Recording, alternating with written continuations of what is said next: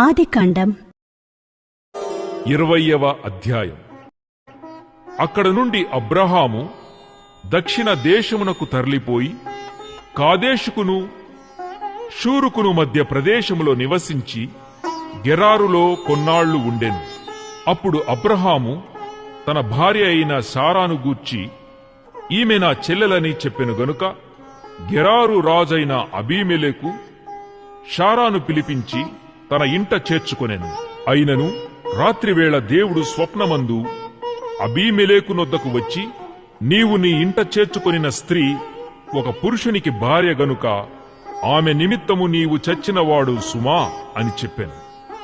అయితే అబీమెలెకు ఆమెతో పోలేదు గనుక అతడు, ప్రభువా, ఇట్టి నీతిగల జనమును హతము చేయుదువా? ఈమె నా చెల్లెలని అతడు నాతో చెప్పలేదా? మరియు ఆమె కూడా అతడు నా అన్న అనెను. నేను చేతులతో ఏ దోషము చేయక యథార్థ హృదయముతో ఈ పని చేసి తిననెను. అందుకు దేవుడు, అవును, యథార్థ హృదయముతో దీని చేస్తివని నేనెరుగుదును. మరియు నీవు నాకు విరోధముగా పాపము చేయకుండా నేను నిన్ను అడ్డగించి తిని, అందుకే నేను నిన్ను ఆమెను ముట్టనీయలేదు. కాబట్టి ఆ మనుషుని భార్యను తిరిగి అతనికి అప్పగించుము.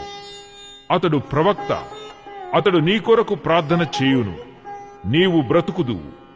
నీవు ఆమెను అతనికి అప్పగించని ఎడల నీవును నీ వారందరూ నిశ్చయముగా చచ్చెదరని తెలుసుకొనమని స్వప్నమందు అతనితో చెప్పెను. తెల్లవారినప్పుడు అబీమెలెకు లేచి తన సేవకులందరినీ పిలిపించి ఈ సంగతులన్నీ వారికి వినిపించినప్పుడు ఆ మనుషులు మిగుల భయపడిరి. అబీమెలెకు అబ్రహామును పిలిపించి, నీవు మాకు చేసిన పని ఏమిటి? నీవు నా మీదికిని నా రాజ్యము మీదికిని మహాపాతకము తెప్పించునట్లు